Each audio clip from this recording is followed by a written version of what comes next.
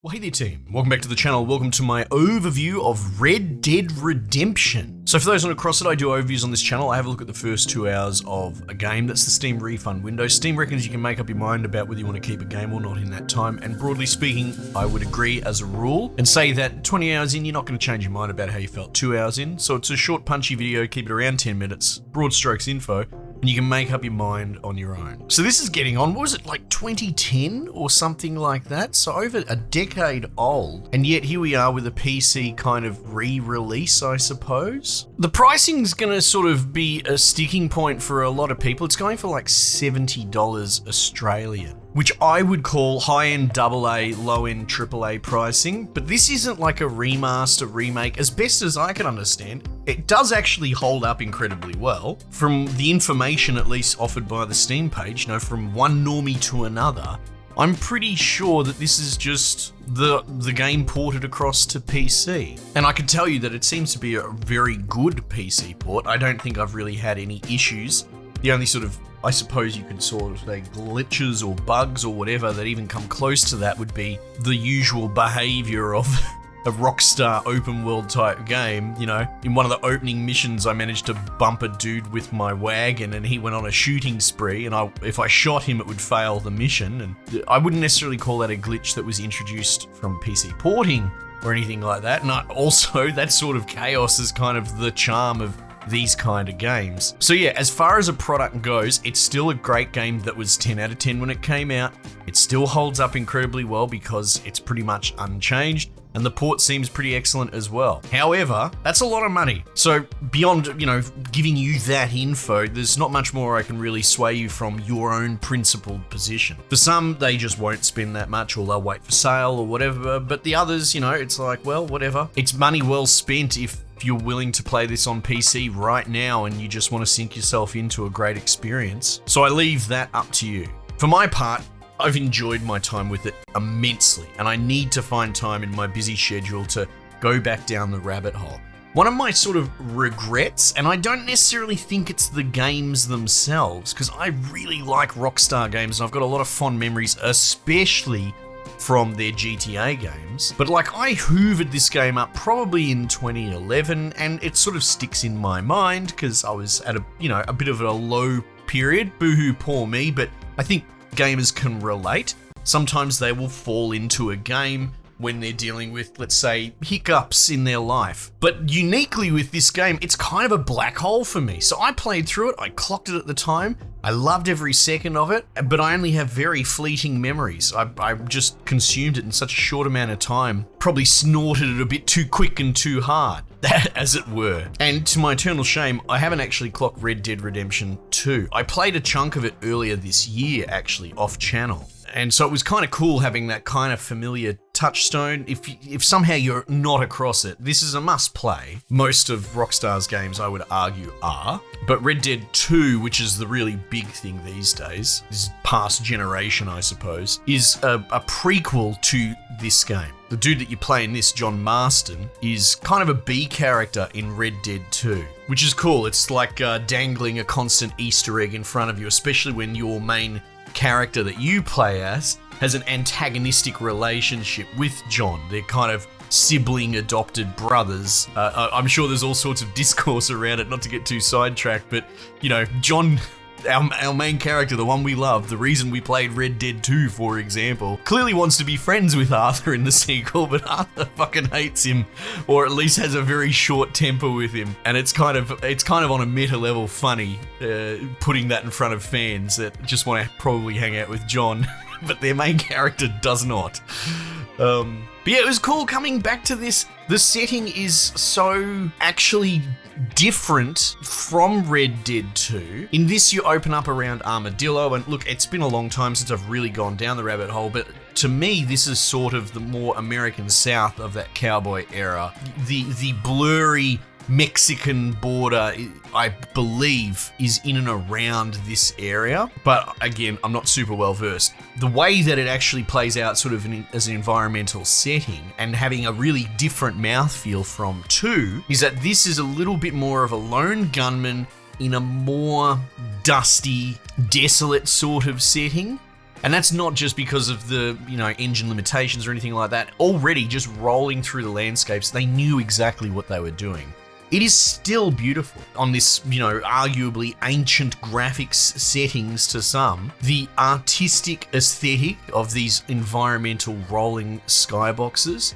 Like even just coming over the hill, talking about the aforementioned cart mission, I'm rolling in having a chat with old mate lady, and you can see down in the sort of bowl in the flat plain out there, you can see the town that you're going to. I'm using my hands, and it's very visually striking.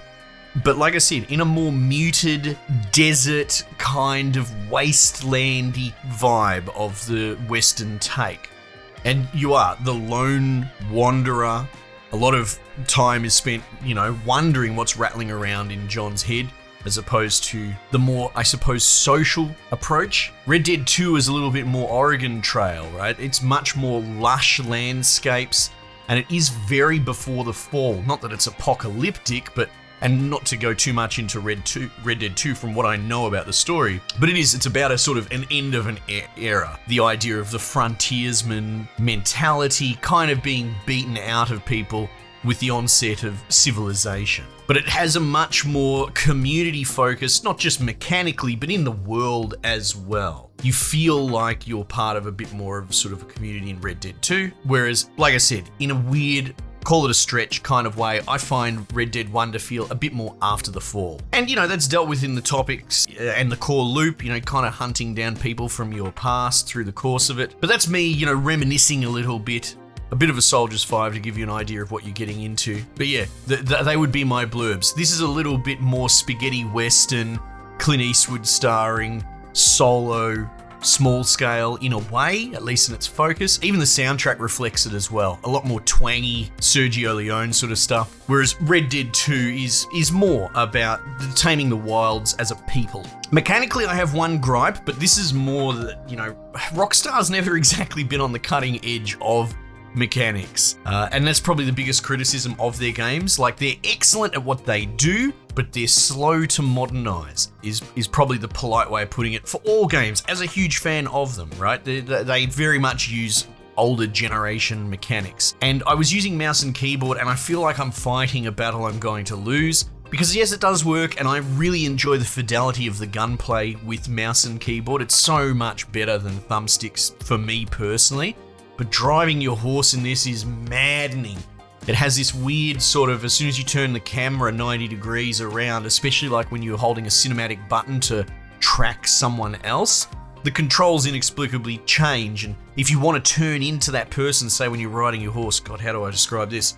You'd use the A button or whatever, turn left, but because you've shifted the camera around that you're looking at them, you have to press W to push the horse into them to turn it left. It's very confusing and it's frustrating, and maybe there's a setting to change it, but it kind of reminds me of tank controls from Resident Evil in the worst possible way, as a touchstone. Not the same thing, but kind of the same frustration. I don't want to let it get away from me too much, but one of the things that's really striking about this, and may even convince you that it's worth dropping this money, right? Maybe you are like me, you're 10 years older from when you played it. You've got some more play around money, let's be perfectly honest. My crowd skews a little bit more older, where time is more of a commodity probably than at least video game money. And you've got a PC set up in the private room where the wife leaves you alone. Not only does this hold up visually, I really do think that, even though the system and the graphics are older, the artistic direction is spot on and the world is just wonderful. But the dialogue, man, it makes me just really embrace this retro rabbit hole I've been going down recently. As you might have noticed, you can check out the channel. I'm reviewing games from like 10, 20, 30 years ago, and I'm finding myself to have more fun than with a lot of modern releases. I've got to get around to playing bloody Dragon Age. Anyway, but what I would call sparring. It's a type of dialogue that I love. I know my mates have loved it when I brought it up with them. Something you kind of saw in actually Space Marine 2 as a weird example, and I pointed it out to the boys. Every single line from one dude will have a parry. If you want to think of it as a verbal sparring match of fencing or whatever you would like to call it.